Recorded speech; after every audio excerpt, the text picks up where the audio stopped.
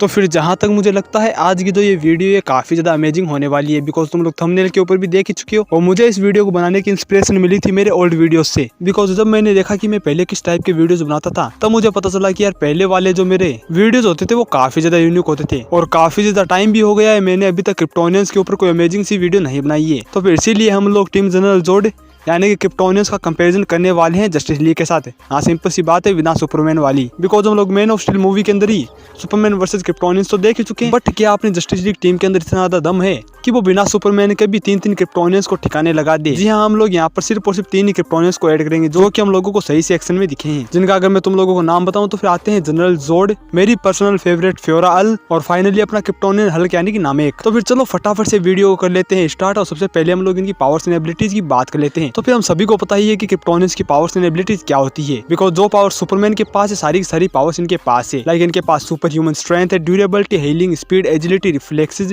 Flight, enhance senses, heat vision, freezing, breeze जैसी cool abilities है जो कि इन्हें काफी ज्यादा स्ट्रॉन्ग कैरेक्टर्स बना देती हैं। इसी के साथ इनके पास पावरफुल आर्मर है जिनके ऊपर किसी भी टाइप ऑफ मिलिट्री वेपन का बिल्कुल भी असर नहीं होता है। ये खुद भी काफी ज्यादा ड्यूरेबल होते हैं, बट हकीकत में ये कितने ज्यादा पावरफुल हो सकते हैं इसका अंदाजा भी हम लोग लगा लेते हैं। और इसी के साथ ही जो ये तीनों क्रिप्टोनियंस है ये है वॉरियर्स है, और ये क्रिप्टोन के टॉप वॉरियर्स में से एक है। इनमें से जो जनरल जोड है, जहाँ तक मैंने पता किया है, ये सबसे चुनिंदा क्रिप्टोनियंस में से एक है, यानी कि ये सबसे खास क्रिप्टोनियंस में से एक है। और इसी कारण जो इसकी फिजिकल पावर से वो दूसरे क्रिप्टोनियन से ज्यादा है। अब इसके कई सारे एग्जांपल्स हम लोगों को मूवी के अंदर देखने को मिल चुके हैं। अगर मैं उन्हें भी एक्सप्लेन करने बैठ गया तो फिर वीडियो काफी ज्यादा लंबी बनेगी, बट तुम लोग समझ जाओ कि जो जनरल जोड की ड्यूरेबिलिटी या फिर फिजिकल पावर से वो सुपरमैन के अलावा जितने भी क्रिप्टोनियंस से उनसे थोड़ी ज्यादा सुपीरियर है। और इसी के साथ ही ये हैंड टू हैंड कॉम्बैट में काफी ज्यादा स्किल्ड है, और टेक्नोलॉजी की भी अच्छी खासी नॉलेज है, और इनको बनाया गया है लैब में। और इनकी मेंटेलिटी को भी कुछ इस तरीके से प्रोग्राम किया गया है कि चाहे कुछ भी हो जाए ये हमेशा क्रिप्टोन के लिए ही लड़ेंगे, यानी कि इनको बिल्कुल भी घंटा फर्क नहीं पड़ता है कि जान माल का नुकसान हो जाएगा या फिर कोई पब्लिक प्रॉपर्टी डिस्ट्रॉय हो जाएगी। इनके जो मोटो है उनको तो ये पूरा करके ही रहेंगे, चाहे उसके लिए इन्हें अपनी जान भी क्यों नहीं देनी पड़े, जो कि इन्हें और भी ज्यादा खतरनाक बना देती है। और अब अगर हम लोग बात करें कि फिजिकली कितने ज्यादा स्ट्रॉन्ग है, तो फिर नामेक और फ्योरा के बारे में तुम लोग देख ही चुके हैं इसने सुपरमैन के साथ किस लेवल की फाइट की है।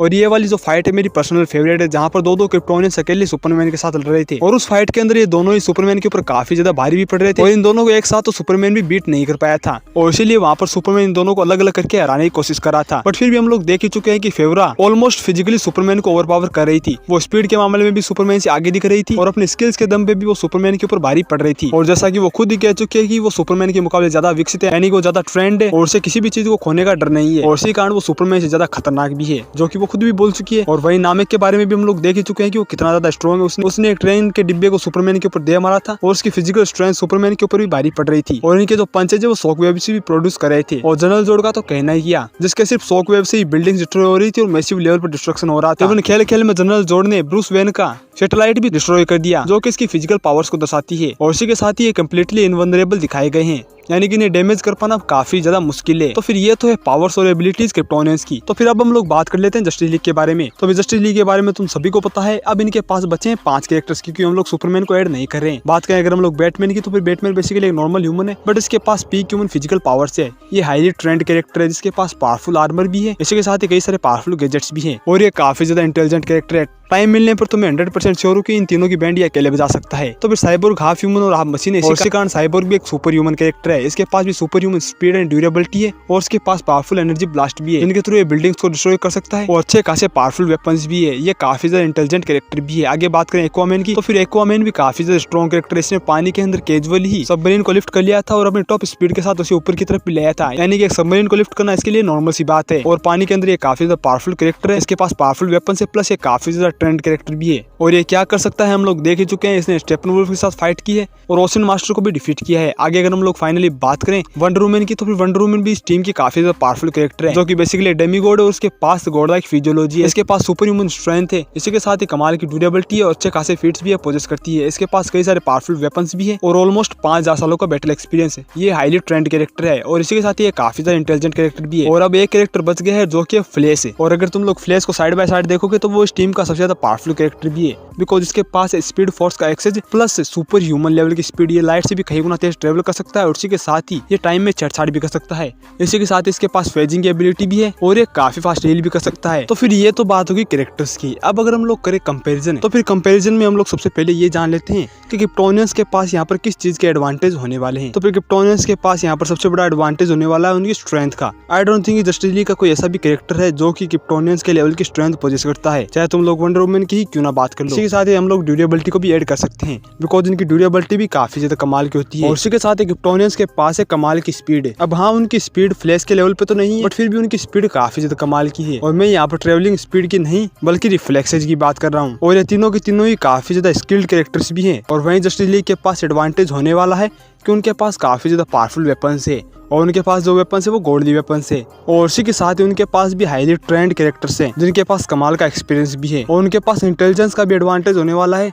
और इसी के साथ ही स्ट्रेंथ और ड्यूरेबिलिटी और स्पीड वाले कैरेक्टर्स उनके पास भी है। तो हाँ, जो फाइट है वो काफी ज्यादा टक्कर की होने वाली है। तो फिर सबसे पहले हम लोग 1 बाय 1 कंपैरिजन कर लेते हैं। यानी कि इस तरीके से जनरल जोड के अगेंस्ट आने वाली है वंडर वुमन, फेवरा के अगेंस्ट आने वाला है एक्वामैन और बैटमैन, और नामेक के अगेंस्ट आने वाला है फ्लैश और साइबोर्ग। तो फिर अब हम लोग पहले इनका कंपैरिजन कर लेते हैं। तो फिर सबसे पहले अगर हम लोग नामेक को कंपेयर करें फ्लैश और साइबोर्ग के साथ, तो फिर सिंपली यहाँ पर नामेक का पलड़ा भारी रहने वाला है, बिकॉज वो नामेक है उसकी स्ट्रेंथ काफी ज्यादा कमाल की है। और अगर यहाँ पर साइबोर्ग उसके हत्थे चढ़ जाता है तब सिंपली वो उसे फाड़ के रख सकता है और उसके हेवी हिट्स काफी है उसे डिस्ट्रॉय करने के लिए। अब मैं भी मानता हूँ कि हाँ, साइबोर्ग के पास काफी ज्यादा पावरफुल अटैक्स है, पर उनके थ्रू वो नामेक को ज्यादा कुछ डैमेज नहीं कर पाएगा। बट हम लोग ये नहीं बोल सकते हैं कि उसके साथ फ्लैश भी है। अब फ्लैश काफी ज्यादा फास्ट है जिसके थ्रू वो साइबोर्ग को उसके हाथों से बचा सकता है और उसी के साथ ही वो नामेक का ध्यान भी भटका सकता है। बट इस तरीके से भी वो थोड़ी देर के लिए नामेक के हाथों से बच सकते हैं। बट एट द एंड इस फाइट का जो विनर होगा वो नामेक ही होगा, बिकॉज यार जो फ्लैश है उसने अभी भी अपनी फुल पोटेंशियल शो नहीं की है और उसके पास जो स्पीड फोर्स है वो अभी भी उससे रिलेटेड कोई भी पावर से शो नहीं कर पाया है। हाँ, वो टाइम ट्रेवल कर सकता है, बट एक फाइट के अंदर आई थिंक नामेक जो है वो डिफीट कर देगा फ्लैश को भी। और हम लोग ये नहीं बोल सकते कि नामेक के रिफ्लेक्सेस भी काफी ज्यादा कमाल के हैं,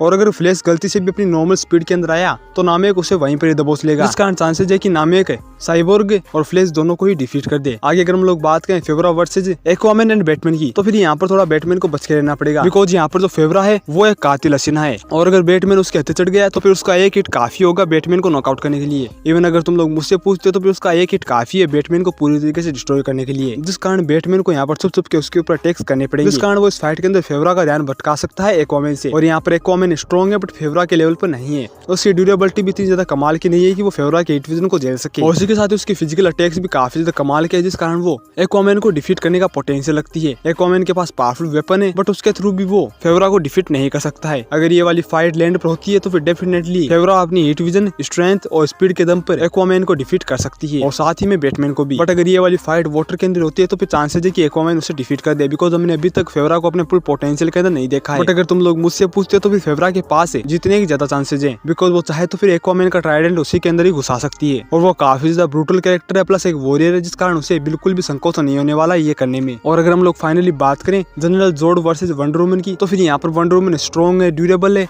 प्लस काफी ज्यादा एजाइल कैरेक्टर भी है, बट इन सभी मामलों में जोड उससे कहीं गुना ज्यादा आगे है, बिकॉज हम लोग देख चुके हैं कि जिस लेवल पर वंडर वुमन ने फीट शो की है उससे 10 गुना बड़े फीट से जनरल जोड ने शो की है।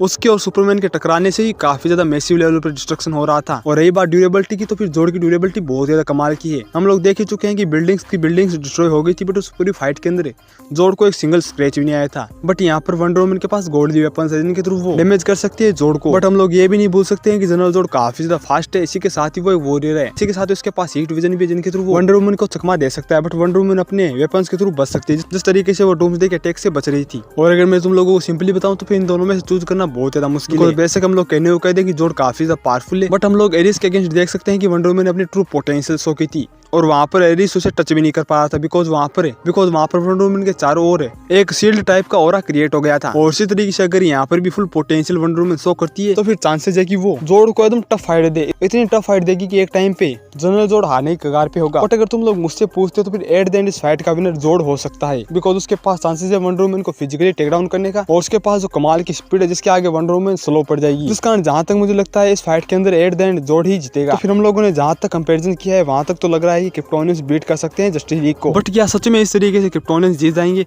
तो फिर इसका जवाब है नहीं, बिकॉज अभी भी फ्लैश बाकी है। तो जहाँ मैंने कहने को कह दिया कि नामे एक बीट कर देगा, बट जो फ्लैश की स्पीड है ना वो बहुत ज्यादा कमाल की है। और अगर फ्लैश चाहे तो फिर दोबारा इस फाइट को स्टार्ट कर सकता है टाइम ट्रेवल करके, बट इससे भी कभी भी वो जीत नहीं सकते हैं, बिकॉज क्रिप्टोनियंस काफी ज्यादा स्ट्रॉन्ग होंगे। और ये वाली फाइट उसी तरीके से होने वाली है जिस तरीके से डोरमामू डॉक्टर स्ट्रेंज को बार बार किल करा था, उसी तरीके से क्रिप्टोनियंस भी बार बार जस्टिस लीग को हराती जाएगी और फ्लैश यहाँ पर टाइम ट्रेवल करता जाएगा। बट अगर नॉर्मली तुम लोग मुझसे पूछते हो तो फिर हाँ, क्रिप्टोनियंस बीट कर सकते हैं जस्टिस लीग को, बिकॉज इन तीनों कैरेक्टर्स को तुम लोग 3 सुपरमैन समझ सकती हो और जस्टिस लीग से तो एक ही सुपरमैन संभाला नहीं जा रहा है। तो फिर तुम लोग सोच के देखो, 3 सुपरमैन, वो भी इतने ज्यादा खतरनाक है, तो फिर उनका लेवल क्या होगा। तो फिर इसीलिए मेरे हिसाब से तो इस फाइट के विनर क्रिप्टोनियंस ही होने वाले हैं। अब तुम लोगों को क्या लगता है, तुम लोग कमेंट्स के अंदर बता सकते हो। और अगर तुम लोगों को मेरे फैक्ट्स और मेरी आज की वीडियो पसंद आई तो फिर वीडियो को लाइक एंड चैनल को सब्सक्राइब करना तुम लोगों का काम है। और उसी के साथ ही मैं तुम लोगों को बता दूं कि मैं क्रिप्टोनियंस के ऊपर एक और वीडियो लाने वाला हूँ। तो फिर अब तुम लोग बताओ कि मैं क्रिप्टोनियंस को किन किन कैरेक्टर्स के साथ कंपेयर करूँ। और फाइनली आज के लिए बस इतना ही, मैं मिलूंगा तुम लोगों को एक और अमेजिंग वर्सेस बेटर के साथ। अभी के लिए टाटा बाय बाय।